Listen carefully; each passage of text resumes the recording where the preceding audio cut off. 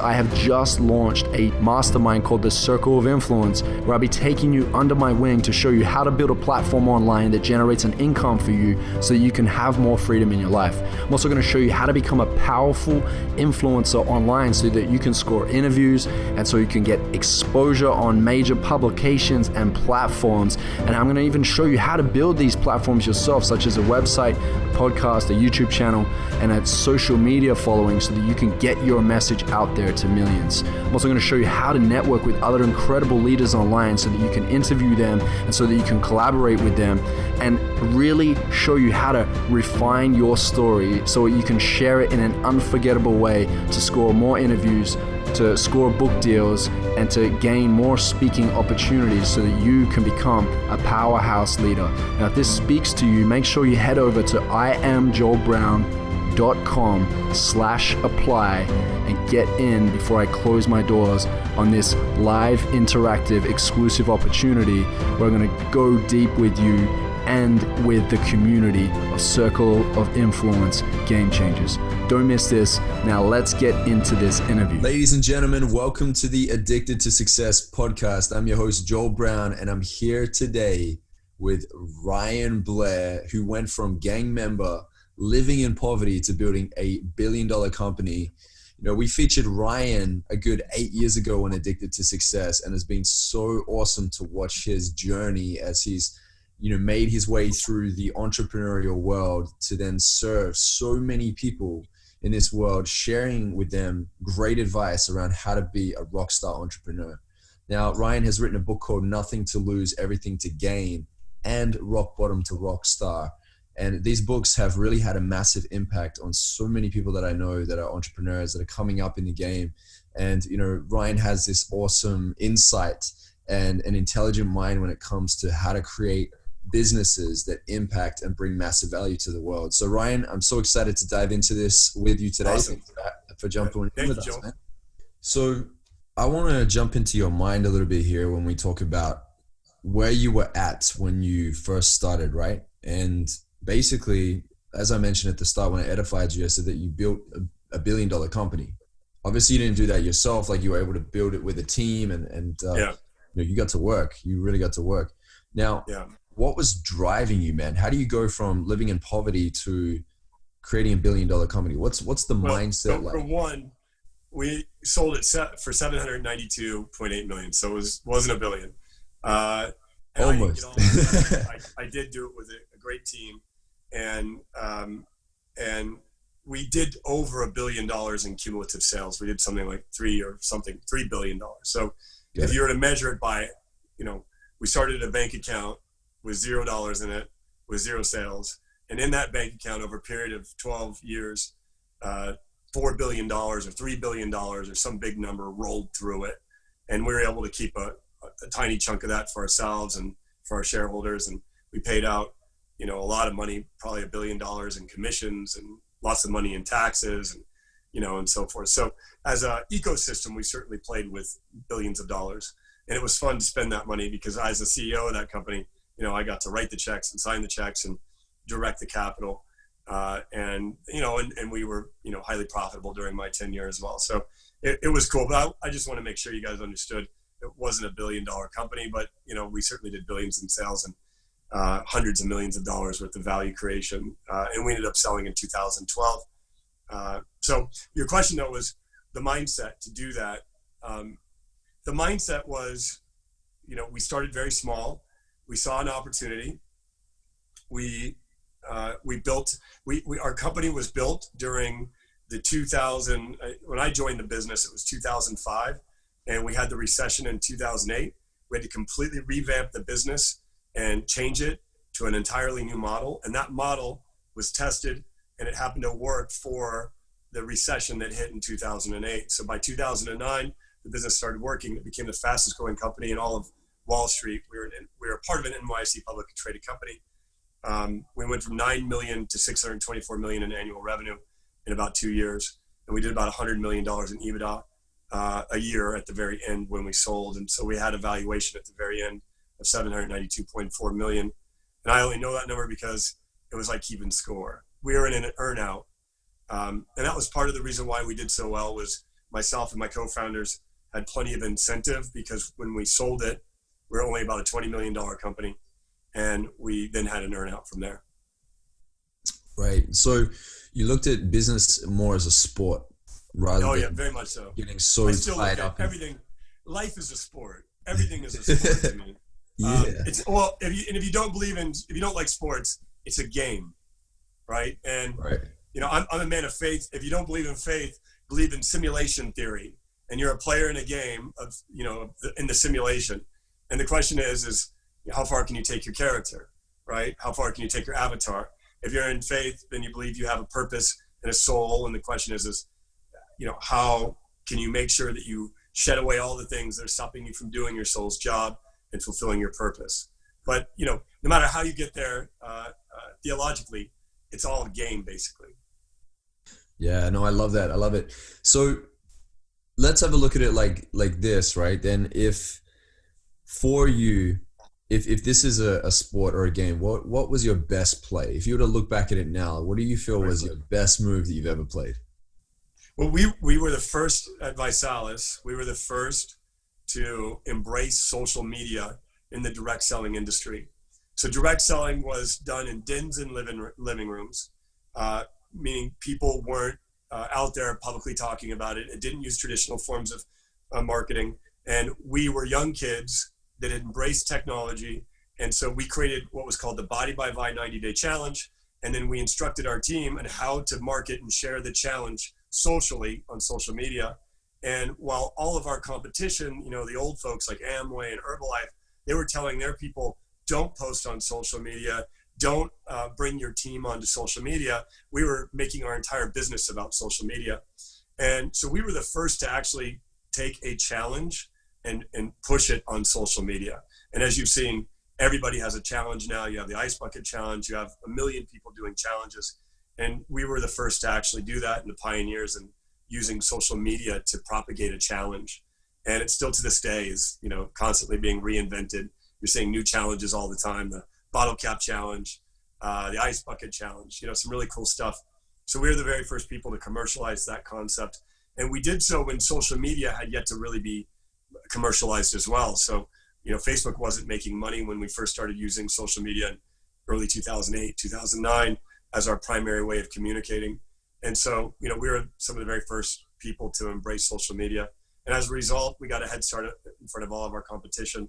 And we also were the first to mobile, meaning, we had a distributed sales force and we had lots of field members out there. And my vision was we built apps, and I invested in application technology companies to bring apps to our field so that they could conduct their business in the field and market through the field. And so, we really embraced technology, and we really embraced social media. I think were the two key moves that we made that differentiated us from everyone else. And we got the messaging right. We were fanatical in messaging. And so that's part of the reason why my books have done so well is, I've always been very fanatical in terms of trying to get the messaging right and trying to create messaging that duplicates and that people will remember. We don't always get it right, and I don't either, but that's what I strive to do as a writer. I love this, man. I really love this because I feel like that's what so many people struggle with. Just before I mention this, I love the fact that you guys went and found where the eyeballs were, and then you gamified it. Like you made it a fun experience for people so that they would, share it with each other and commit to it, which is really awesome. Yeah, we really gamified customer acquisition. So if you were to look at just on the pure business model metrics, we were signing up 162,000 new members a month at an average of $180 a month. And so if you think about the recurring revenue on that, we scaled to 65 million a month in monthly recurring revenue. And that's when we announced we were about to go public, and that created a whole another series of difficulties on the business that I write about in my next book. But we went from, I would be hanging out with my friends and I would hit refresh on my screen. Every time I hit refresh, $1,000 rolled in. I could do that 24 hours a day, 7 days a week, and I'd see $1,000 roll in, and it just became viral. It became such a cool sensation. And so now, and I have kind of set up a lab here in Los Angeles where I live. And so now, the goal is to create new innovations that someday have that type of opportunity. But there's a number of things we got right. But we were really a metric driven company. Messaging was key. and finding a message that duplicated and that people needed at the time, and that people could speak about in their comfort zone. And we did that, and we made it very simple, and it was called the Body Buy 90-day challenge. And people would just talk about the challenge, and they'd, as opposed to selling you vitamins and selling you the nutrients in the back of the bottle, they just said, here are my results. They sold their testimony. And our customer acquisition model was, if you got 3 people to join the challenge with you, we would give you the product for free. And so this was during a recession period. And so people were very happy to share their challenge to get discounts and get points, and then maybe get their product for free as well. Yeah, it's amazing. So if you're listening right now and you're an entrepreneur, I want you to really think about this. Challenge your mind. Think about, okay, how can I gamify what I'm offering right now? How can I get my community involved? Because you can only do so much yourself, but if you can get your tribe to jump in with you and to move with you don't necessarily need the team that you think that you need, because you can get your movement to jump in with you. Yeah, we started with 10, 15 people, and we ended up selling out stadiums. 18,800 people was, I gave a speech one time, and that was the largest speech that we had in terms of ticket sales. So you can do that. What I would always tell my team was, you're selling through the customer, right? So my sale doesn't stop at the customer. The sale is when the customer starts selling, right? So my marketing materials, my messaging should be for me to attract the customer and for them to then attract everyone else. What I see everybody doing right now is hard closing, using social media, Instagram. Some of the big names out there are on there all day long trying to close customers. They're not getting their customers to engage in their movement and getting their customers to become advocates. And you can build your product with that built into it. You can build that into your margins. You can build that into your offering, so that your customers, when they receive the package or when they receive the download or whatever it is, their first duty is to absorb it, digest it, consume it, and then share it. And if they do that, they go a step up in the game. And so you can do that if you're creative in the way that you construct your products. But I see a lot of people just seeking the sale, and they're losing the opportunity to create, an evangelist and to sell through the customer. Yeah, you want your tribe members to be a product of the product. It's like they're actually living it and embodying it, and then they're that excited that they just share it. Yeah, I love that, man. So just before, you mentioned that you've got to get the messaging down really well. Do you have a formula or a template or anything like that any of the listeners right now can bring on board next time it comes to writing out their message or sharing their message?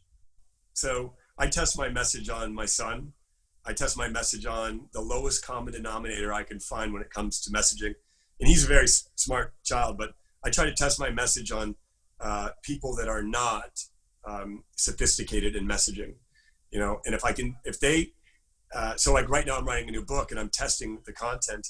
And if I hear a person utilize the content in a practical environment, today I met with a person that I'm mentoring him, and I'm giving him some of my new content in my book. And he said he's at the DMV, and it was a terrible experience, and he used one of the isms within my new book. And so I knew, okay, this is going to work, right? This one little piece of content, if it's applicable and practical in the DMV, when you're subject to some of the worst treatment in the American DMV system that you can find, then that particular ism is going to work.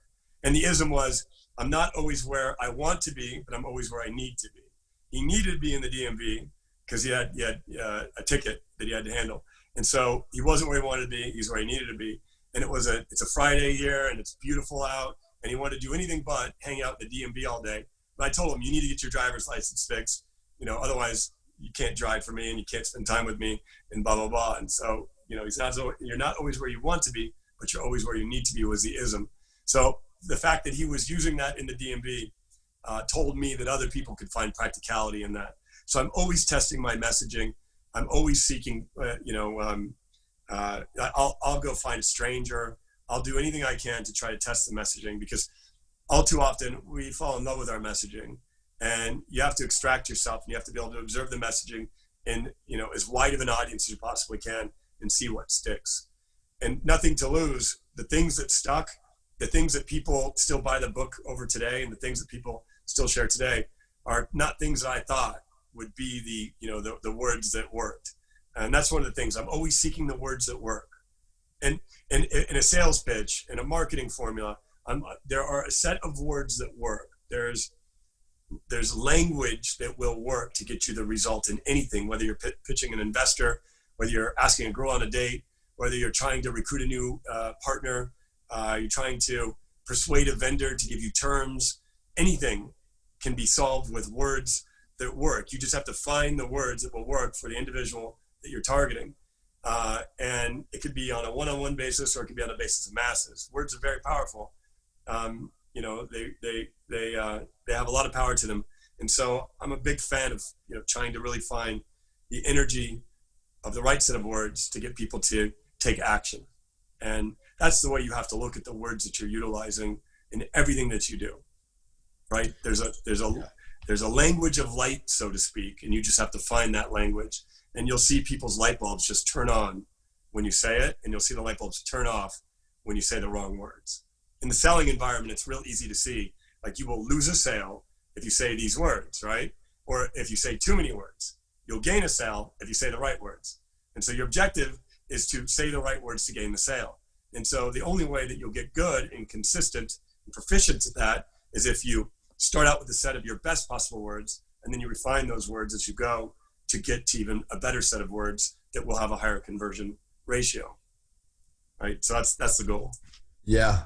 I feel like nowadays powerful and punchy works really well. And I think that when someone sees something that is powerful and punchy, they see that you've taken the time to really get familiar with what it is that you're sharing. Yeah. And I think that's a great thing to do, because we live in a world where it's so fast paced and there's this saturation of noise, that if people feel like in your messaging, with your content, that you're respecting their time, that you're really just bringing, you know, whatever you perceive as value, but like a higher value of like dialed in, tuned in, you know. Well, that's confidence as well, right? It's confidence. So Yeah. So if you take the confidence, that you will become, for one, you should be simple. Two, you should be duplicatable. So, you know, body by vi had an implied concept, meaning I have a body by vi. Well, what's vi? So if a person said, oh, you look great, you've lost 20 pounds, Ryan. I have a body by vi. Your next thing is going to be, what's vi? Well, let me tell you what vi is. Vi is a challenge. So the basic statement induced a question of, well, what's that? And it also induced implicity of, you know, a body by something else. Well, what is something else? And so the duplication created a question. Then the question, you know, and we trained our people how to answer that question. So yes, you know, it needs to be direct. It needs to be simple. You need to be congruent in how you deliver those words. And the only way you become congruent in delivery of words is if you practice the delivery of words. So you have to utilize your voice, and you have to test that. And then you will become refined in sharing your particular voice. Now, what I do see a lot of people doing is hijacking other people's voices. I'm a good friend of Tony Robbins. He's mentored me. I've worked with him for quite some time. I've studied him, and I've had the privilege of interviewing him. And I see a lot of people trying to be Tony Robbins, or I see a lot of people trying to be Grant Cardone or Gary Vee, or, you know, and you got to find your own voice, your own set of words that are in harmony with yourself and with your mind and your body and your soul, if you believe in souls. So that way, when you use those words, people trust those words because they're flowing out of you, right? It's like you're not, you know, trying to be Tony or trying to use NLP or any of these sales tactics that people have, you know, become attuned to. All of the sales tactics, and I see it, I follow a lot of these guys, and, you know, there's a lot of tactics out there, and I see a lot of people utilizing the same tactics to try to get you to like and subscribe and buy my course. And, you know, that's great. Those are some call to actions that are working in the environment, but they won't work forever. And they won't work for certain types of individuals. You have to find your own natural call to action. Otherwise, you're just going to sound like somebody else. And when I hear that, and I hear the similarity between you and your voice and someone else's, I'm going to discount you, or I'm going to just go buy their products because I'm going to see that they're derived from, you know, a true master, for example.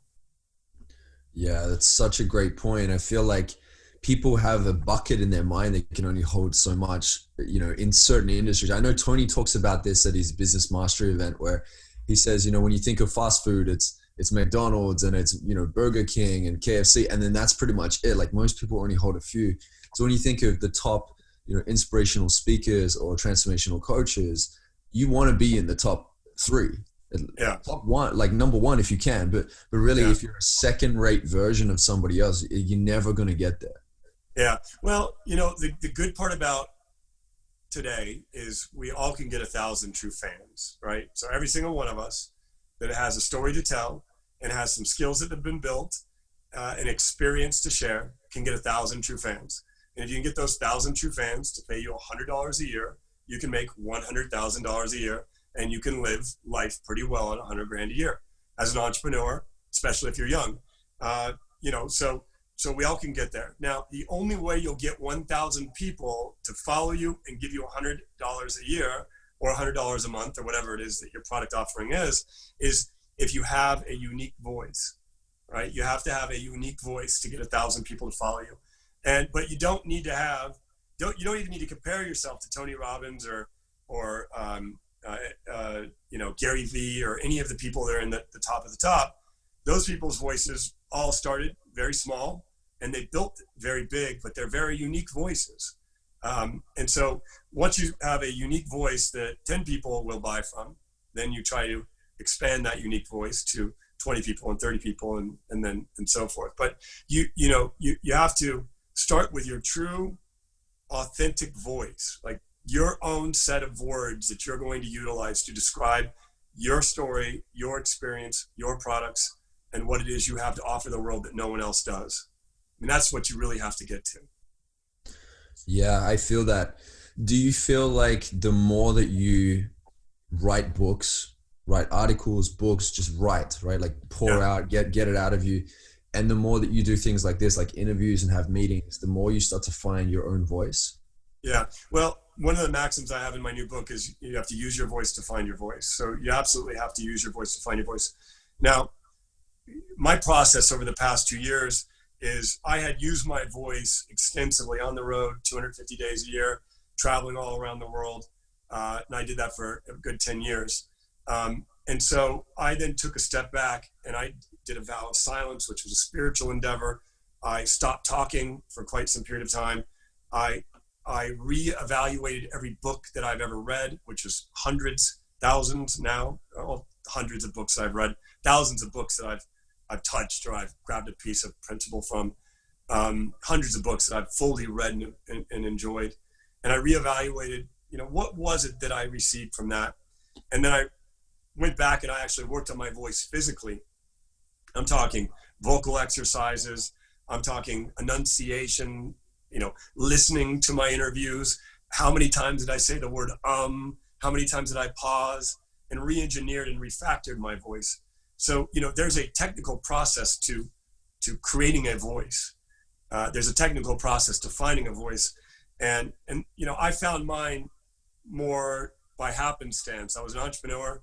I had to sell to keep the lights on. And the more I sold, the more I talked. And the more I talked, the more people would book me to speeches and events. And next thing you know, every day of the week, I had the privilege to share my story, my experience, and use my voice. Now, over the past 2 years, I've really gone back and said, what are the things that made it special? What are the things that really resonated, that really connected? What are the things that I was able to give and receive simultaneously in doing so? And then what were the things that, were more tactical in nature? So, you have to deploy tactics to get results, but you have to evaluate those tactics and ask yourself, are they in alignment with your true voice, right? So there's an art and a science to it. Yeah, this is great advice for so many people out there that are struggling to find their voice. So I thank you for sharing this, man. I love it. Now, let's talk about money mindset. You've obviously dealt with a lot of money over the years. You've invested in a lot of things. I feel like a lot of people nowadays are struggling with holding a money mindset that is long-term way of thinking. They're all trying to get rich quick, and there's a lot of distractions out there. So can you break it down for us, man? What are a few things you've learned around like really harnessing a strong money mindset? Well, money is energy, okay? And if you just see it as energy, then, and it is not, anytime that you have energy of fear around money, that's negative. Anytime you have positive energy around money, that's positive. And so if you want to have positive money in your life, meaning you want to have a positive bank account and you want to have checks coming in, you have to have positive energy associated with that money. And now that might be as simple as asking for the person to buy at the end of each sales call. I see so many entrepreneurs just fail to have the courage to say, okay, now's the time where I ask you to give me your money, right? I mean, it is that simple. Like if I were to sell you a book right now, and I'm selling your audience the book right now, okay? I'd like you guys all to go out there and buy my book. I have no problem asking you to buy it. It's going to go to a good cause. It's going to help put food on my table, and I'm going to write more books as a result of you buying that book. And the value creation event is great, and it's probably $8 on Amazon right now, and I think you're going to get at least $8 of value out of it. And so I have no problem saying, buy my book. It's going to do more good for you than the amount of money that you're going to spend. And I'm mad at myself if I don't tell you that, right? Because people are afraid to ask for the order. You know, the old biblical ask and you shall receive, right? You got to ask for the order. People don't do it. I've had people pitch me on investments, and I was like, okay, I'm going to wait to see if this entrepreneur, and I really like the idea, is going to ask me. And they literally like stop the meeting and they create another follow-up meeting, as opposed to saying, you know, when would you like to invest, if you'd like to invest at all, Ryan? Or do you have the money to invest? Or, you know, is this something that you would invest in? And if so, is it something that you would invest in the near future? Or are we going to be talking for the next 2 years? One of the things I told a person I was mentoring the other day, I said, start the conversation with, one, do you have money? Right? Like you get on the phone with the person, they're interested in your product. Okay, one, you're interested in my product. I have a $2,000 retreat in Bali. Can I ask you a question before we get, really deep in this? Do you have money? And if they say, no, I don't have money, great. I'm going to teach you what you should probably do to obtain money in your life so you can afford my event in Bali. Or I'm going to tell you about my free product that you should absorb 100%, or go to these YouTube videos and absorb all this information and come back to me once you've taken action so that you have the $49 or the $249 or the $549 or the $2,995 or whatever it is, dollars necessary. I'm not going to abandon you if you don't have the money.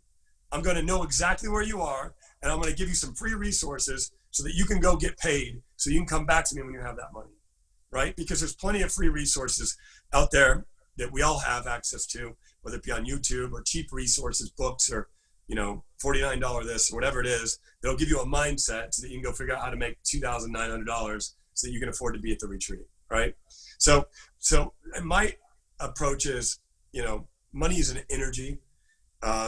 If I want more money, I have to put myself into a frequency that is going to harmonize with people who have it, and then they will give me their money, right? It's that simple. And whether I need money for an investment that I'm building, like if I'm building a big company, I've always fundraised for that. So I've always sought other people to participate in my investments. Nowadays with crowdfunding, with all the various distributed forms of fundraising, there's no excuses for not being able to fund a project, for not having money, right? So you have all the information you need to be able to and what I found, I had a lot of people have the objection that they didn't have the money at Visalis, and we had a $500 product that we would sell. And I tell them, do you have a cable TV? Do you have a TV and do you have cable? Okay, great. Let's go sell your TV and cancel your cable subscription and you'll have the money, right? People, it's not that they don't have the money. It's that they're comfortable in the lifestyle that they have where they don't have money. And so, if you're willing to change the lifestyle you have to buy this product because you believe in it, then great, I'll teach you and I'll help you walk through that process. But if you're telling me you don't have the money because, you're spending it on Fortnite or you're spending it on 1,000 other things, then I'm going to tell you just don't have the energy necessary for the money that you need or the money that you want. So let's just change that energy, and let's change the things that you have in your life that are creating a negative energy in your space around money. And it could be people that you have in your life that are creating that negative energy. It could be objects that you've collected. It could be fears that you've collected. It could be a long list of things that are stopping you from collecting more money. But if you want more money, it's real simple. Cleanse your old beliefs on the subject, cleanse the crap that you have collected, and go invest all that you can find and all that you can dig up into whatever it is that's going to be new in your life, new books, new information, new content, new experiences, new friends, a trip to where people with money exist, right? Whatever it is, to change your current stagnation around the subject of money. That's my belief system. And I've generated billions of dollars with that belief system. So it's worked. Golden advice, man. I was in Monte Carlo in Monaco a good month ago. A lot of money there. That place, yeah, for sure. Like you're just surrounded by it. And it's funny, like, Positano in Italy, Amalfi Coast, and like just shifting into a different environment. They say your environment has a 40% effect on your mental state. Yeah. And, when you're there, you just realize, okay, so the pricing on things is different. You're spending, a little bit more, and then you look at it like, obviously it's relative, but for me, when I was there, it really challenged my mindset around like, okay, what do I need to step up in my life for this to be a new normal? Yeah. I think a lot of people do that. Yeah. I'm privileged to live in, one of the richest places on earth. I live in Hollywood, but we have Beverly Hills and Bel Air, and you have homes here that are on the market for $200 million. And so, if I ever wanted inspiration, I could just drive down the street and go look at one of these houses. And then I asked myself, there's no difference between me and them. And if you find standards that are self-made, a Saudi prince, that's a whole different ballpark. That person inherited wealth, they have a whole different thing. And I'm not trying to model inherited wealth, I'm trying to model self-made wealth. And so I'll go find standards and find people. One of my standards and a role model for me is a guy named Dan Gilbert, founder of Quicken Loans, and he owns the Cavaliers, and he has a gigantic empire. And I've had the privilege to be mentored by him. And, I look at his association with money and his beliefs on money. And one of the things that he taught me is money doesn't lead, it follows. And when he told me that, this is a man with many billions of dollars, and he has all the toys that you could dream of. He owns 100 office buildings, the Cleveland Cavaliers, the Cleveland Indians, sports teams, casinos. He's got a lot of money. And it's all because he focused on culture, and he focused on, the thing that created the money, which was an excellence toward customer, a fanaticism toward engineering great products. It was all by that mantra that money doesn't lead, it follows. And so anytime you're focused on money, you got to find the thing that, it comes from. So in my particular case, if I want to create more wealth in my life, I have to write another book, right? But it's not just write a book to go create more wealth. It's find out what my readers really need and what my readers are going to be able to utilize in life. Find out what they're going to be able to utilize for the rest of their lives. Find out things that are practical, like I said earlier, that they can utilize in the DMV. I have to go do the work. And I'll tell you, when you do really hard work, you create something of value. So like if you think about a school analogy, if you're writing a doctoral thesis and you write the best thesis and you get a great grade and you graduate, right? That's all you spent, that $200,000 in your college education, to write a damn report so you could get a good grade and a piece of paper. But it's not that, it's all the work the accumulated work that went into the report. And the hard work that you did in writing that thesis is what generated the grade, which gave you the diploma, which gives you the value in the marketplace. But you can utilize that same concept as an entrepreneur. Write the white paper, write the book, write the thesis, create the documentary, interview 100 people that are of standards or of icons, do the work that other people won't do, and you'll be able to create more value than other people, and you'll have a product that will have intrinsic value in it because of the time and the energy and the length that you went into building it. When I created my first documentary on YouTube, Nothing to Lose, the documentarian director, Andrew Sandler, has now done Chris Brown's documentary, Mary J. Blige. He's done documentaries everywhere. He's blowing up in this world, and he's a protege of mine. But I was like insistent that not only did we have a storyline formula, but we went back through and we found the right content and the right footage, and we recut it. And if there was sound that was off, if there was video that was off, and we watched that thing 1,000 times. When you write a book, you submit it to the publisher and you have to reread it hundreds of times until you're blue in the face, and you still miss typos, right? But there's a direct correlation between the amount of energy, the focus, the intensity, and the work that you do in the product before you release the product that correlates to the product's end result of revenue generation. And so that's the way you have to look at it. I see a lot of entrepreneurs that are broke, but they're not building great products. They're just saying the same stuff that everybody else is saying. Their course sounds exactly like everybody else's course. Their roadmap to success is very similar to everybody else's roadmap to success. And so you have to create your own, roadmap. You might be able to take other people's inspirations, and you should cite those inspirations, but really, really, really do your own homework, do your own research, read 100 books, and then derive the simplest practices in order for your product to exist. Don't just go copy everybody else's stuff out there, because that won't create enough intrinsic value for you to have a differentiated product in the marketplace. Yeah, there are a lot of people nowadays that are even something as simple as like a quote, right? They're like sharing other people's quotes and taking the person's name out and putting their name there. It's like, come on, dude. Yeah, I love the one where it's like you miss every shot, or you miss 100% of the shots you don't take. I think it was Wayne Gretzky that said that. But I see that thing pop up on a lot of people's feeds. And I'm like, you're not even in sports and you're stealing that one, right? It's fine to share other people's work. It's fine but don't steal other people's work. Don't put your name on their quote. That's crossing the line. I'll blindly share stuff that I see other people blindly sharing that I think is good and is going to spread good. But you take it a step too far when you put your name on someone else's quote. I see that a lot, and that's sad, but it happens. Plagiarism has been around since writing. I think the key, and there's a lot of people that are teaching that as a way of building a business. There's a lot of courses about how you too can become a course builder by basically stealing this system and using my words and just putting your face to it. And that's not going to work. You have to create your own words and your own energy in the system. Otherwise, people are just going to see it. I've seen a lot of people selling systems about how you too can sell this system, and that'll work some of the time, but it's not going to work after the market saturates. And every market saturates. I mean, I've had the misfortune of having created a saturated product.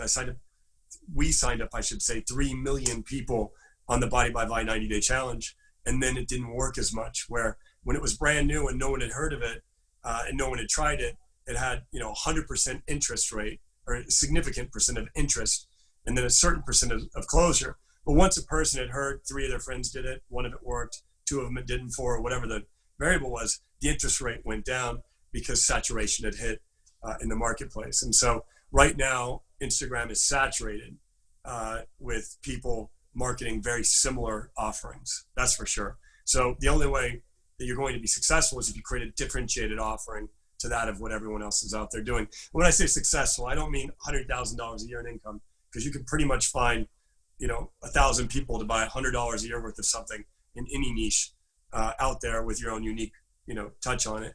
But to create something that is $1 billion successful, you're going to have to find, 1 million plus people that haven't heard, Tony Robbins say this, or Grant Cardone say that, or Gary Vee say that. So you can't just go hunting for messaging out there. If you're utilizing the same tools that those messengers are utilizing, you're gonna have to find a differentiated message. Yeah, and I think really the key principle in all this is you're only cheating yourself, because you can go and copy what these people are saying, but you're not being in the practice of learning how to express what's naturally you. You just keep kind of copying for someone else, and you're doing things the easy way. Yeah. And so therefore, you don't bring any value into the marketplace. Yeah, you're not bringing unique value into the marketplace.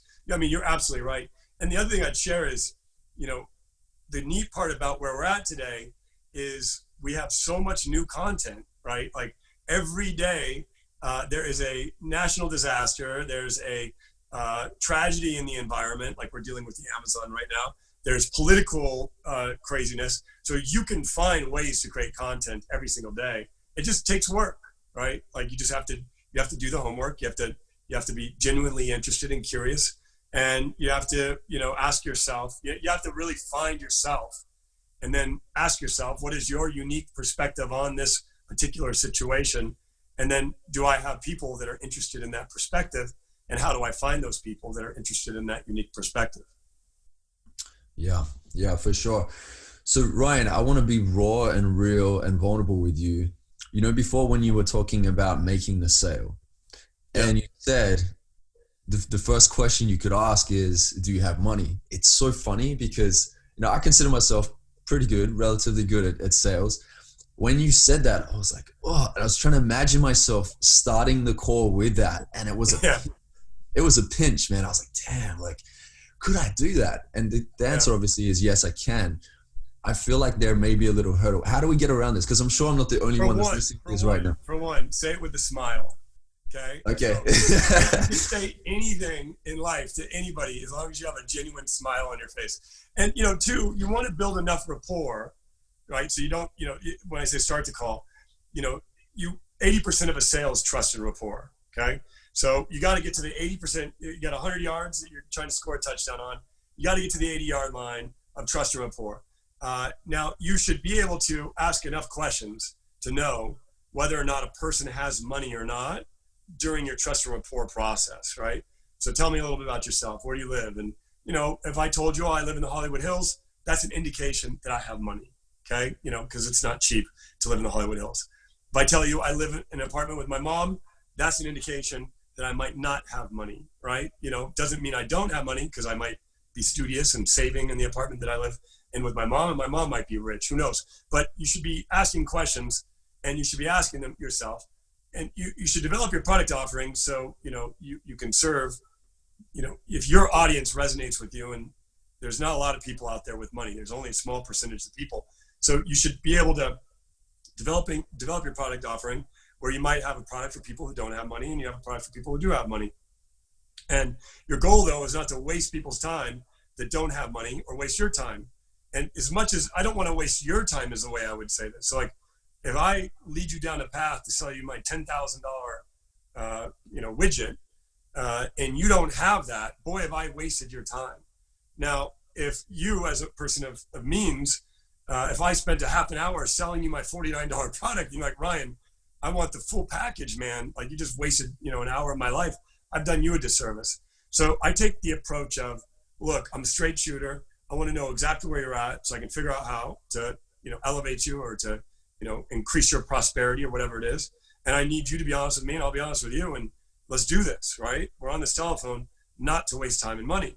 But, you know, it's a level of like, I have a level of confidence around the subject of money that I could just say to people, you know, listen, I used to be poor.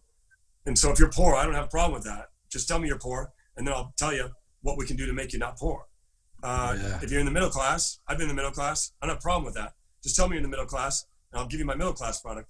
If you're rich, listen, I'm rich. I know what it's like to be rich. I have a product for rich people, but I need you to tell me where you think you are right now, so I can help you get to where we both are on the phone to go. And then you can make a decision if you're going to spend or not. But I hope you make that decision at the end of this call, so that way we don't have to waste more time and money on this, right? So, you know, it's a level of, but, you know, I'm not superficial about the subject. I mean, I just deeply don't want to waste anybody's time, you know, offering something that they can't afford. Yeah, that's rock solid advice, man. Thank you so much for going into that. That's actually really cool. I'm going to try it, man. I'll let you know how good. You know, and the other way you can do that, the other way you can always do something, is you can tell a story about the subject that you're uncomfortable with. So you can say, listen, I've talked to 300 people about this new course, or this new product, or this new retreat, about the product. And I found that there's 3 types of people out there. There's people that don't have money, but they have a lot of, you know, positivity, and they're on the phone with me, and they're learning more about this so that they can, you know, go perhaps find the money to get there.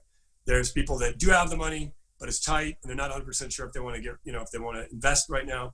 There's people that have so much money, but, you know, they do 5 events a year, and they want to make sure that they pick the right 5. Which one of the 3 do you find yourself in? Are you a type 1, a type 2, or a type 3?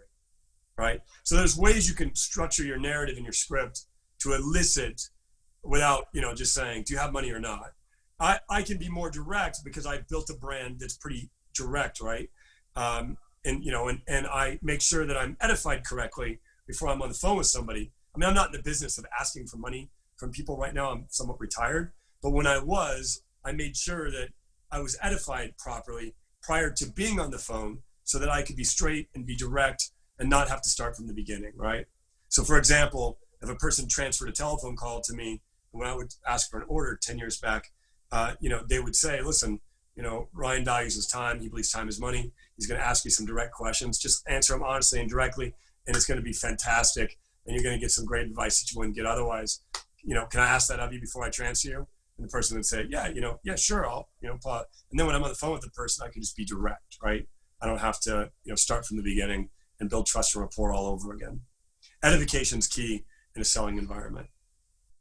Yeah, I do love that. You look at somebody like Grant Cardone, he even educates his followers to invest in products. Like he talks about it so often to the point where he can be so direct because they're used to that talk. Yeah. So you made a pretty good point about that. It's like, I know Grant, his value system. So the interesting thing about Grant that you don't see is and that he doesn't share, and that I know exists and others know exists, but there's a value system in there. Deep down, a simple set of values make him as relentless in the pursuit of money as he is. And that set of values, like him or not, I'm not here to judge any other person, but it's a set of values that he has within him that make him constantly selling, relentlessly selling, educating people on, and you see it with a number of other people that are inspired by him out there. Like I see many Grant Cardones in the environment, and I love it, right? God bless him.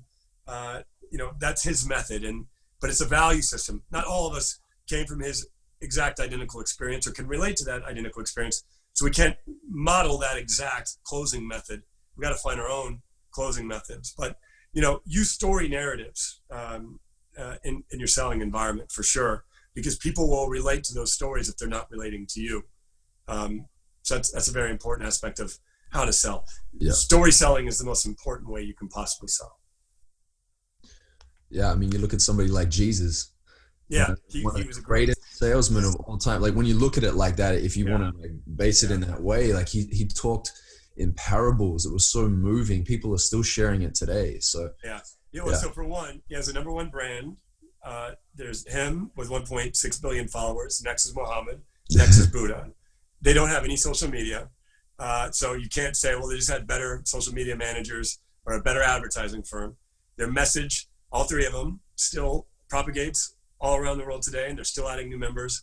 And so, I study theology, and I know that's your background, and it's a passion of mine because I really study messaging, and I like to find messaging that works. And once you find it, it's magic because, your readers, in my case for a book, they start to do the selling for you. And I don't have to sell anything when that happens. But the first phase of you have to build the product, then you have to sell the product. You have to master the process of selling the product. Then you have to teach your customers how to sell the product, right? And then when you reinforce that enough, then you don't have to sell the product anymore. Yeah. Ooh, I like that. An automated system in a way because you've established really good grounding. I love that. Yeah. So Ryan, you mentioned before that you've had mentorship from Tony Robbins. What was maybe one or two standout things that you learned from Tony that you still implement in your life today? Yeah, I will share later. I have an interview that I did with him for an hour and 20 minutes where I grilled him.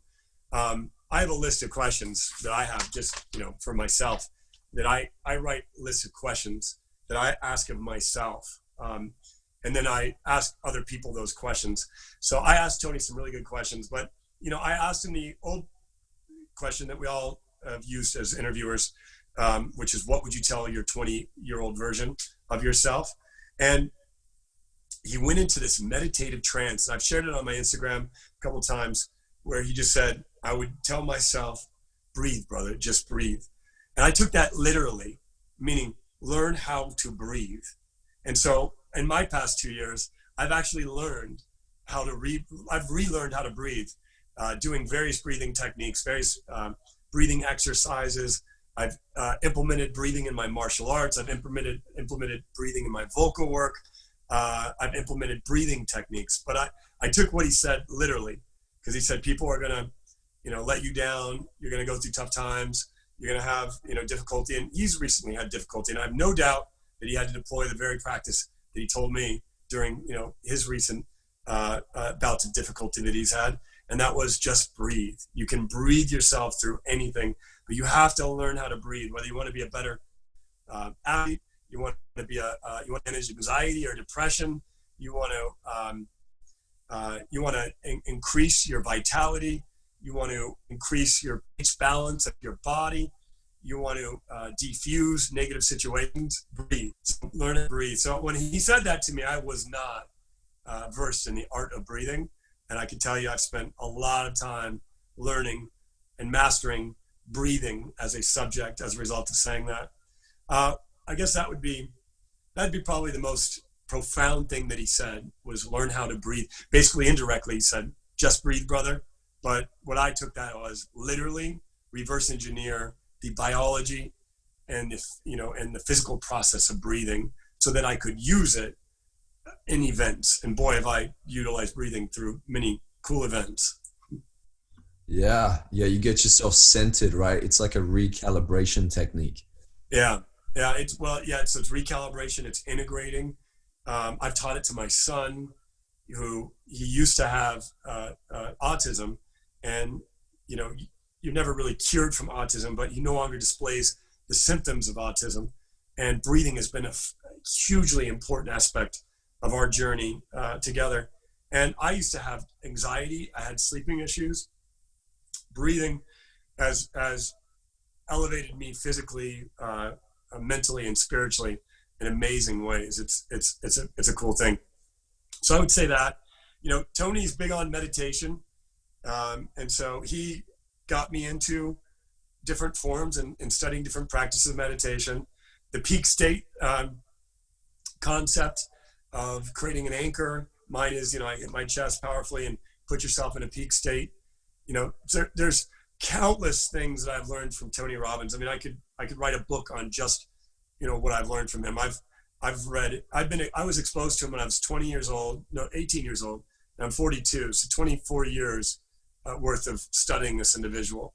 And I've gone through mountains of his published work, but I've also been able to observe him in his environment, working with his team members, behind the scenes. And so it's been a privilege to be able to, see him and model him and learn from him.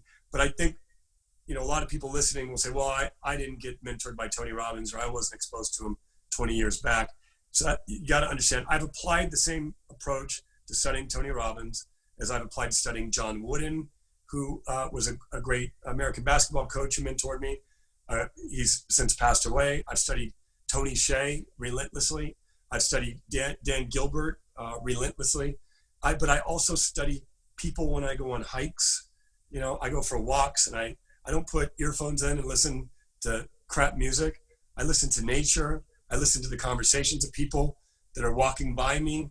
I try to deeply listen to friends when I have the privilege of spending time with friends and talking to them. So I think, ultimately I've learned a lot from Tony, but learning is my number one thing I do every single day. It's my greatest habit. So, but I've learned a lot from Tony. Yeah. You'd have a pretty awesome network out there in California too, and especially in LA. Yeah. I'm blessed to be able to have a network here, but I've just written to folks, like even when I didn't have a best-selling book as a calling card, I would read an article in Forbes, I would tear it out, and I'd write to the guy. And a lot of times I get a letter back. Or then when email became popular, which I was before that time, when, I started as a technologist right when email, was out there. So when email came out, I would just reverse engineer, figure out what that person's email was most likely to be. Most people utilize a first character, last name, nomenclature in their corporate email systems. So I guessed Bill Gates' email. I guessed Steve Jobs' email. I guessed Mark Zuckerberg's email. And I wrote to those guys, and often I would get replies, right? You'd be surprised. Love that. And I mean, I wrote something compelling, something useful, something based on, what they were up to in the world. Not, when I get a lot of fan mail, and a lot of times it's just garbage because they're just, they're not writing anything compelling or anything useful for me. They're just sharing their life story, which is great. But we don't have time to read people's life stories before, you get to the point. But if you read an article about me, or there was a truism in my book that, held true to you, or you shared my book and you want to share that with me, that's providing value instantaneously. So there's so many ways that you can cut the corporate veil and get through the gatekeepers if you use ingenuity. But people just don't do it, right? They're just not willing to do the work. They want to just play the luck and hope that Gary Vee replies to them. And that guy's getting thousands of, inquiries a day.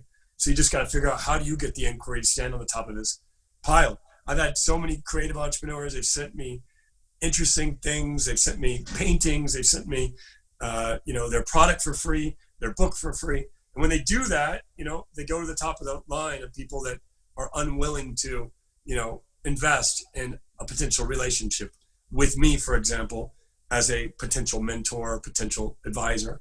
So you'd be surprised if you just actually think about a subject and dedicate 5, 6, 7 hours to, how do I get onto the desk of Ryan, or how do I get onto the desk of Joel? How do I get onto the desk of Gary Vee, right? And you do 5 hours of research on his most recent videos. You'll find something that he said that is unique, that nobody else saw, and you can write him a note about the subject in a way that no one else is writing in, maybe a handwritten note, or go buy a book that he referenced, or go buy a Jets jersey, as I saw somebody do, or whatever it is, and you could get to him. But you just have to actually do the work, right? If you want to have that interaction. Yeah, it's like going the extra mile in order to get the attention, the exposure, and to build the connection, really. Yeah, and it's worth it, But I like to build the connection intellectually, and that is what most people that have achieved significant success, they're looking to build intellectual connections. They're not just looking to build connections of where they're giving their mentorship, right? They want to receive something as well in the process. They're not just, because when you're in the business of giving so much, if you're a corporate leader, you give to your employees all day long, and there's not much in life where you receive. And so when a person shows up willing to give you something, it feels good. And if you're an altruistic leader like I am, you're going to see that and you're going to go, wow, this person stands out. I'll take a meeting with them. I had a person drive from Portland 20 something hours to have a 15-minute meeting with me. And I built I've had a relationship with that individual for 10 years now, because they didn't tell me that. They figured out a unique way to get in the door. And then when they showed up, I said, how long are you in town for? And they said, well, I'm driving back home after this meeting. And I said, let me get this straight. You drove, 20 hours for a 15-minute meeting? And he goes, yeah. And I go, well, let me give you more than 15 minutes, because I felt terrible about sending him back on his way. And I've had a relationship with the individual ever since. So, there's ways to get, and I invested in his company. I've mentored him for free, right? So he's certainly got the value out of his 20-hour drive. You'll get almost 100% of the value you put into it if you put significant value. But most importantly, I think the best piece of advice I have for your audience is, right now we are mastered by distraction.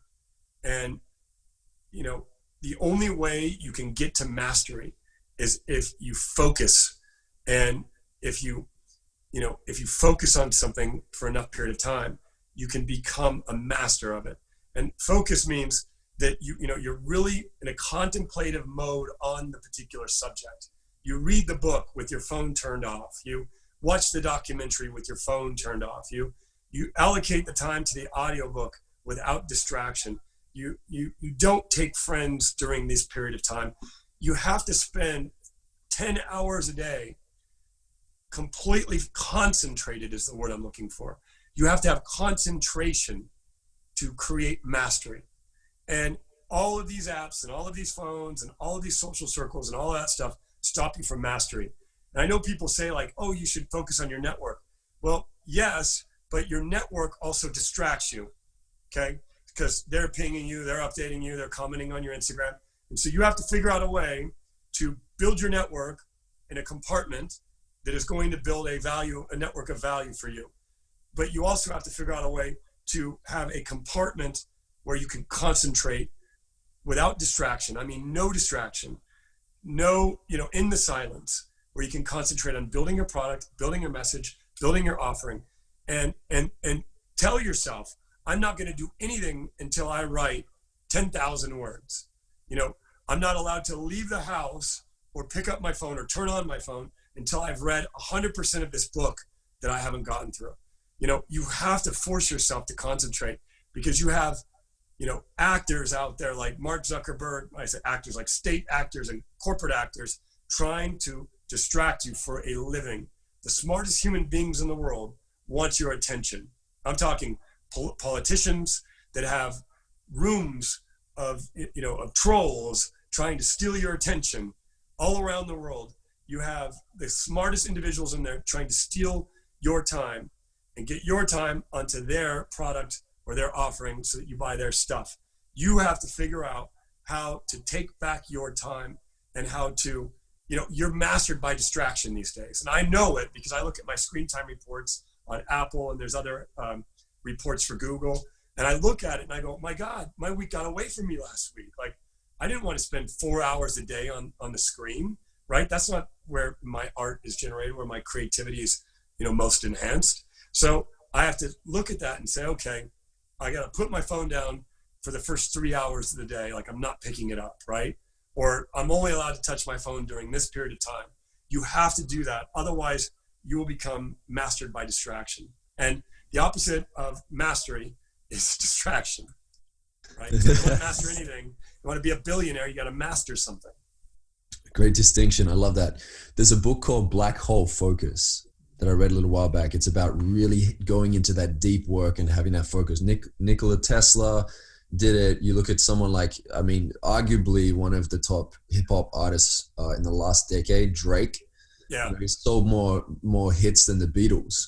And he puts a do not disturb sign on his studio, and he blocks out days. He'll turn his phone off for days straight just to put out some records, and I look at this. I'm going to check out that book, Black Hole Focus. Thank you for referring that. I love it. Honestly, you should check it out, man. Like, there's this whole theory that, like, I guess the idea of the book, the concept of the book came from this theory that Stephen Hawking said anything that goes into a black hole is destroyed.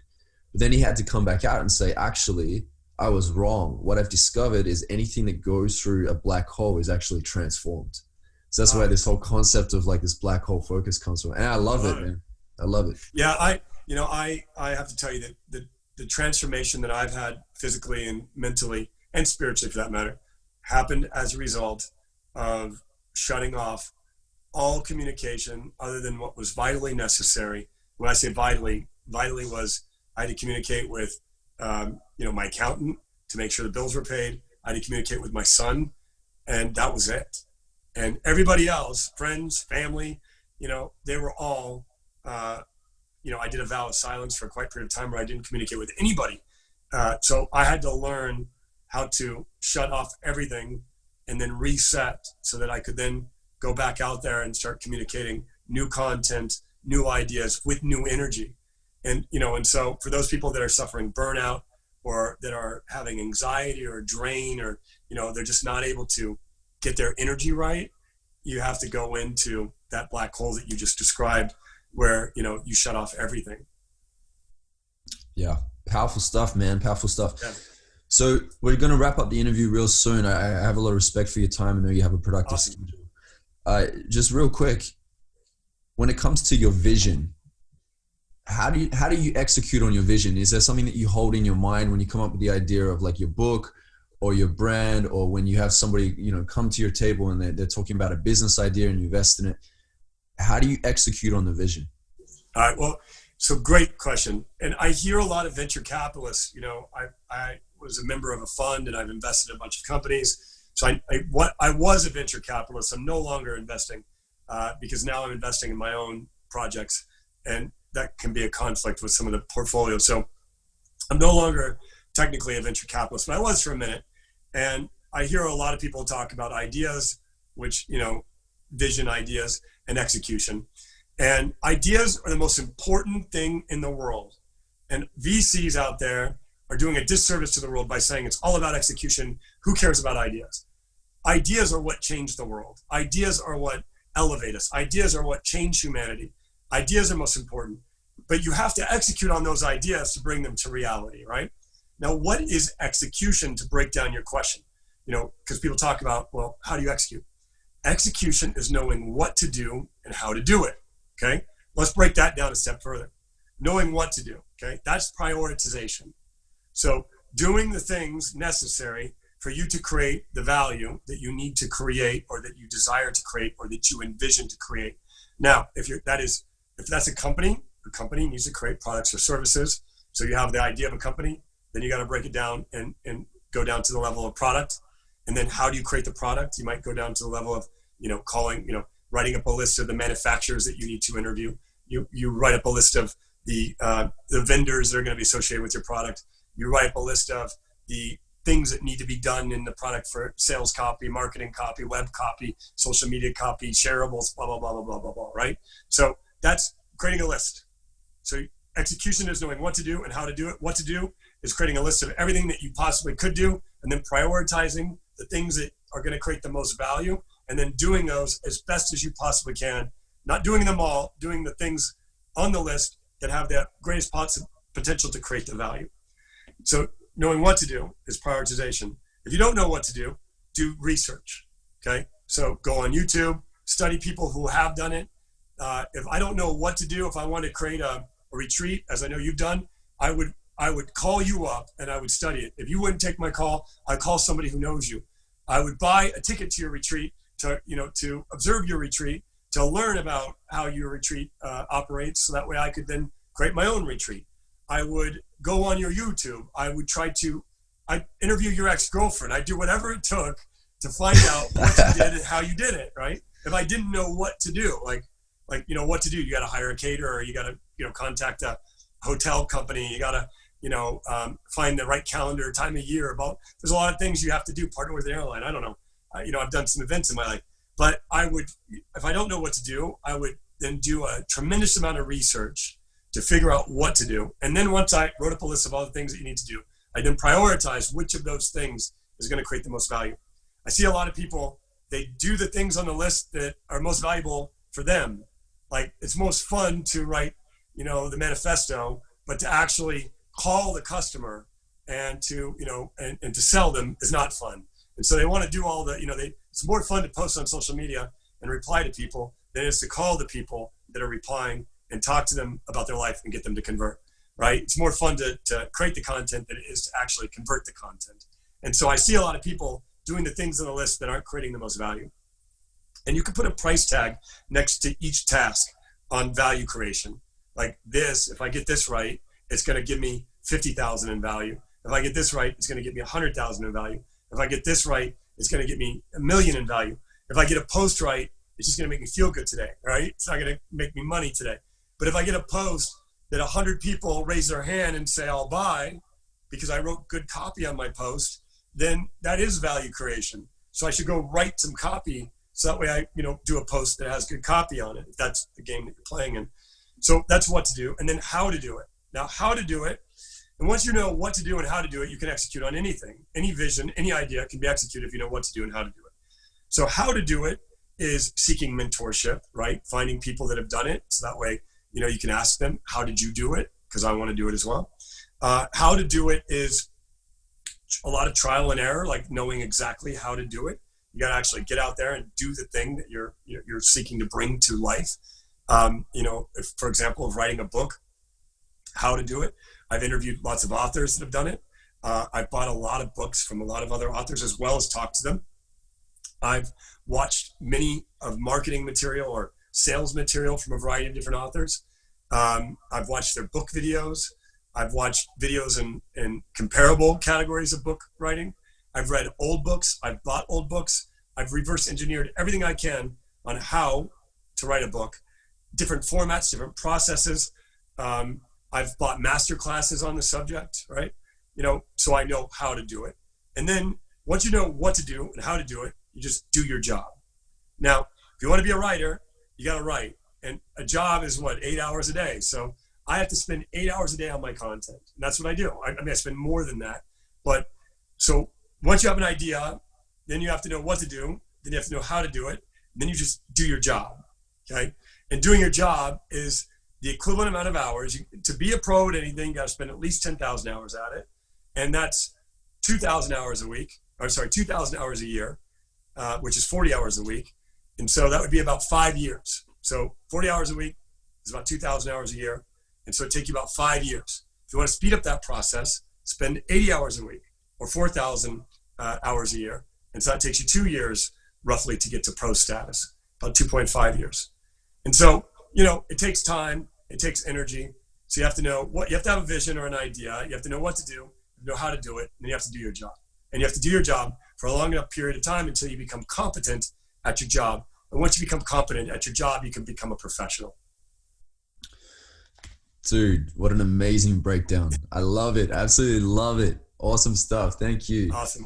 I'm glad you like it. Great. Very tangible. I like this. Like, if you're listening right now, this is such an actionable episode. There were so many points there that Ryan broke down. So take note, rewind this, pause it, replay it, whatever you need to do, and implement the things that he's teaching. I'm glad I could be of value. For 2 years, I haven't given many interviews. I haven't done much because I've been working on these new projects. And so it's just a privilege to be able to share some of this stuff. It's given me some feedback too, because I'll replay the tape and I'll rewatch myself. And I hate that process, but I'll do it. And I'll hear every or I'll see everything, and I'll go back and I'll get better too. So we're all on the journey together. That's it, man. And then in the process, you get to practice not being the perfectionist too, because that's like one big thing for me. I'm writing a book right now, and I do the same thing. I listen to the interviews that I've been a part of, and I'm like transcribing some points. And sometimes when you're in that flow, you've got new stuff coming out and you want to capture it. And you're right. You kind of listen to yourself and you're like, oh, okay, all right. Next time I'm probably going to explain it in a better way. It's good, man. It's good to do that, to study yourself and course correct. Yeah, you have to. I replay the tape, but I love playing sports. So I play basketball, I box, I video myself, and I'll share it on my social media just for fun to see my progress and connect with people on the subject. But I video myself because I want to watch my shot and see how my shot's improved. I video myself because I want to see how I'm boxing so I can improve my boxing. And the same holds true for us that create content, whether it be a book or documentary or social media content, right? We have to watch and we have to be our greatest critics, so that way we can get better and hire coaches and listen to the feedback of the people in your audience, which I do every day. I highly engage with my fans and receive their feedback, because it teaches me. Even the negative feedback teaches me, and especially when I don't like the feedback, like they say, oh, you didn't explain too much about how to do it. My current book is how to think, what to think, when to think, and then what to do, what actions to take now that you have these new thoughts, right? That's the format. And it was given to me by critics, because my last book, I shared my last two books, I've shared more of my inspirational narrative and my experiential narrative, but I didn't tell people like exactly what techniques and tactics I utilize. So my current book is much more, the work I'm working on now is much more practical and tactical, because I have built a lot of tactics around and philosophies around the things that have led me to the achievements that I've achieved. But I just didn't share them in my first two books, because those were more about the stories of the success, the ups and downs, because I shared a lot of the negative stories as well. This one is much more practical in nature. So I'm glad I could share and provide value. And if any of your fans want to engage with me, I'm happy to continue this dialogue that we're having here. Thank you, brother. I really appreciate that. Now, before we wrap up the interview, I just want to make sure that you can share where you are online, and then also when we can expect this book to come out, so that the listeners can stay tuned. I'll tell you, a book is roughly 70,000 words, and I've already written 700,000 words. So I'm in the process of now reducing the words, which is the best place that you can be. So I'm my pen is down to the most part. I'm doing the editing at this stage. So it'll be out sooner rather than later. And I might just drop it as a surprise. We'll see what happens. But I'm working hard with my publishers and some other folks on the subject to bring it sooner rather than later. That said, you can engage directly with me on my Instagram. That's pretty much the only place I check these days. It's at Real Ryan Blair. But I'm on the other platforms as well, but I don't really respond directly on those, as I spend most of my time writing. I take breaks to test some content and connect with some folks on Instagram. But if you want to buy my book, you can buy it on Amazon or where all major books are sold. Nothing to Lose, Everything to Gain. as well as Rock Bottom to Rockstar, both with Penguin. And if you can't afford to buy my book, you can watch my documentary on YouTube, which is Nothing to Lose, the documentary. Wonderful. Thank you so much, Ryan. Now, I always end every interview with this last question. And this question is, and Tony Robbins, when he heard it, he was like, oh, you got kind of taken back a bit. And he's like, okay, cool. And he crushed it, obviously. The question is, if you were to deliver your last 30-second speech to the world, what would that last 30 seconds sound like? Take care of your children. They are the future. Harmonize with Mother Earth. We are destroying this earth right now, and we need to fix it, be in harmony. That there are forces at work that you cannot see. Get your mind right, get your body right. You know, don't worry about the small stuff. Focus on being the best version you possibly can be. Do what you love. Fall in love with your ideas, and don't take shit from anybody.